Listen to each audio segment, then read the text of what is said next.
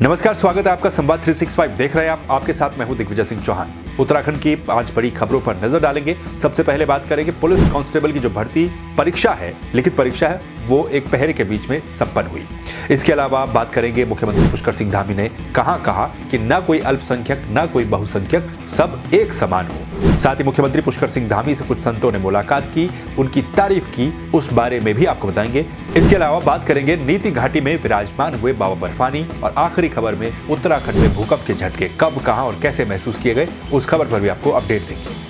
उत्तराखंड लोक सेवा आयोग की तरफ से रविवार को उत्तराखंड पुलिस कांस्टेबल के करीब 1521 पदों पर लिखित परीक्षा को संपन्न करवाया गया।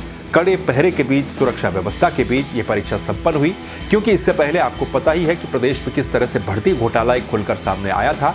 उसके लिहाज से भी ये परीक्षा काफी महत्वपूर्ण नजर आ रही थी। साथ ही क्योंकि इस पुलिस भर्ती परीक्षा में कई अभ्यर्थियों को प्रतिभाग करना था, इसलिए व्यवस्थाएं भी उसी हिसाब से चाक चौबंद रही और सुरक्षा व्यवस्था के बीच जो परीक्षा है उसको संपन्न करवाया गया। अभ्यर्थियों में जबरदस्त उत्साह देखने को मिला। करीब 91.8% अभ्यर्थियों ने परीक्षा को अटेंड किया और करीब 9% छात्र अनुपस्थित रहे। प्रदेश भर में 413 केंद्रों पर परीक्षा का आयोजन किया गया। इसमें कुल 1,30,429 अभ्यर्थी पंजीकृत थे, जिनमें से 1,19,843 शामिल हुए और 10,586 अभ्यर्थी परीक्षा में शामिल नहीं हुए।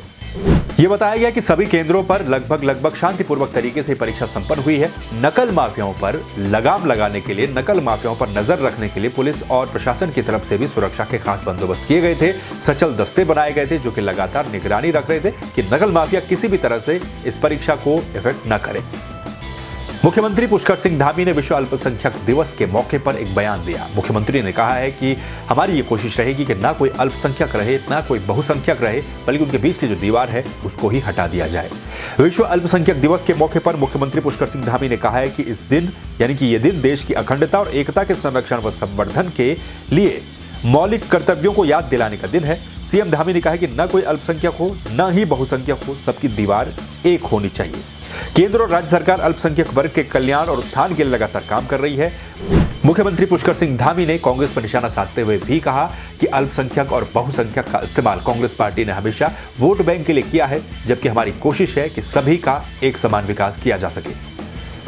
रविवार शाम को मुख्यमंत्री पुष्कर सिंह धामी से कुछ संतों ने मुलाकात की। इस दौरान इन संतों ने प्रदेश में धर्मांतरण को लेकर जो कानून सरकार बना रही है उसको लेकर सरकार की और मुख्यमंत्री की सराहना भी की। आपको बता दें कि रविवार शाम को मुख्यमंत्री पुष्कर सिंह धामी से अखिल भारतीय अखाड़ा परिषद के राष्ट्रीय अध्यक्ष और मनसा देवी ट्रस्ट के अध्यक्ष महंत रविंद्रपुरी महाराज और निरंजनी पंचायती अखाड़े के आचार्य महामंडलेश्वर स्वामी कैलाशानंद गिरी महाराज ने मुलाकात की।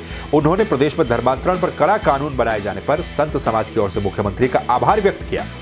मुख्यमंत्री ने कहा कि देवभूमि में धर्मांतरण को रोकने के लिए प्रभावी व्यवस्था की जानी समय की आवश्यकता थी। उन्होंने कहा कि इससे पूरे देश में एक अच्छा संदेश जाएगा। मुख्यमंत्री ने संत समाज से प्रदेश के विकास कार्यों के लिए अपना आशीर्वाद देने को भी कहा और ये अपेक्षा की कि संत समाज उनको लगातार आशीर्वाद देता रहेगा।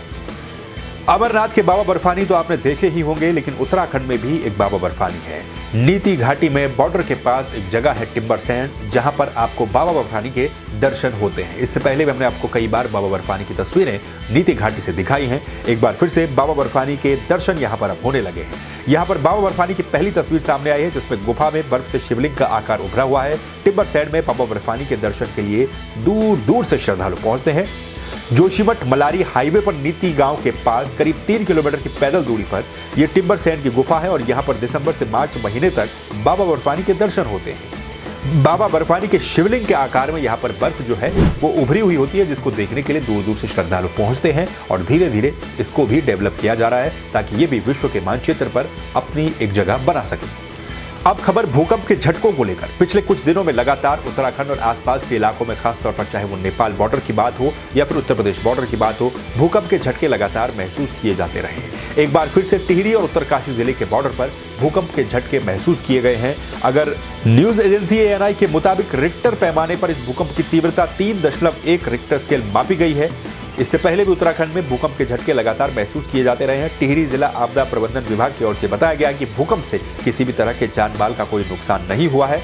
रात को करीब 1:50 पर भूकंप के ये झटके महसूस किए गए। ये उत्तराखंड की 5 खबरें थी। इन खबरों को लेकर आपकी क्या राय, क्या प्रतिक्रिया है, कमेंट करके हमें बता सकते हैं। बाकी खबरों को देखने के लिए आप संवाद 365 को सब्सक्राइब कर दीजिए। नमस्कार।